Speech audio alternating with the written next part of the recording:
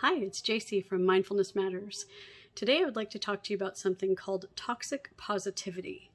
Now, we always have buzzwords, catchphrases, and things like that in the world of psychology and self-help and social work, which is my field. But today, I thought I'd focus on this topic because it's a way that we can really be kind to people mindfully. So toxic positivity is when a person doesn't allow anything in their lives other than what's positive. So if somebody says, well, we've been going through a really hard time, and someone responds, I know everyone's going through a hard time, don't worry, it'll be okay, that's hurtful.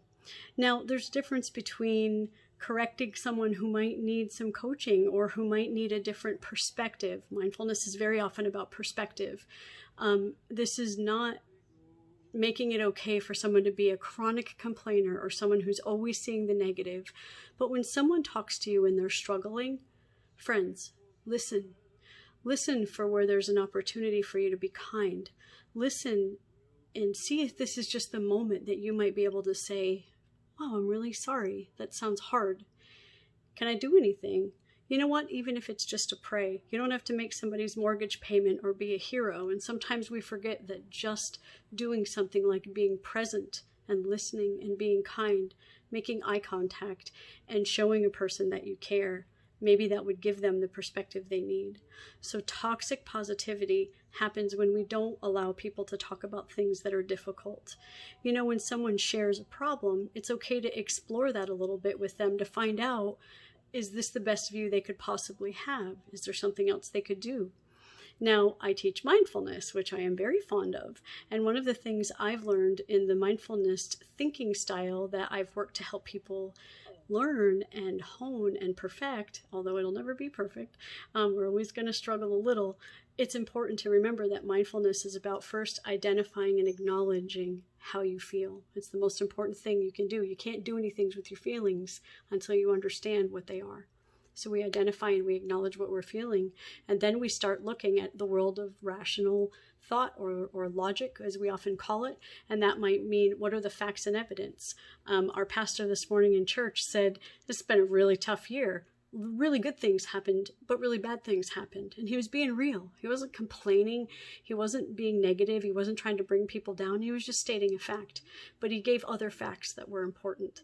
So although we've had a horrific 2020, there's been some amazing things. People have gotten closer to their families. People have learned to be creative in ways they never dreamed. People have had to reach out and connect with others while they felt isolated in their homes. And so please understand that when someone talks to you, I'm all about keeping somebody positive, like, hey, let's have some good vibes and let's not speak things that are negative or detrimental. And again, understanding that if you do have someone in your life that's always looking at the negative or always struggling or always deficit thinking, I'm not saying don't ever try to reach that person or talk to them, but what I'm saying is just don't be so quick to shut someone down when they're trying to share something that's difficult. Now, I might be a little biased because I do this for a living, but I think that as we look at the holidays coming in and how important it is to be kind, it's easy to be kind by buying somebody a cake or giving them a gift, but the best kindness in my eyes is to spread real, genuine love and to just be present with someone. Mindfulness is about present moment awareness. It's about looking at what exists in this moment. And so when I'm talking with someone, I try to remember this is the only moment that matters, is this one. And then the next moment that's coming up, I'll be in that moment as well, and that matters.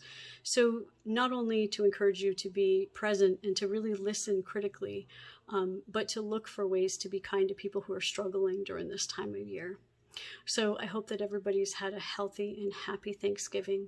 I hope that you've looked at what is good in your life and what blessings that you have, and that you're also real about your struggles, and it's okay to talk about them. So I want you to know it's okay when you look at your world and you can say, that's not okay, but I'm okay. And you're allowed to talk about those things. So please, my friends, encourage positivity, encourage gratitude. Gratitude is a really great way to keep positive thoughts in place. But don't cross the line where we disable someone's ability to feel like they can share a trial or a struggle. I hope that helps. I think it's important that we round out this year quickly, but well. And last, mindfulness matters.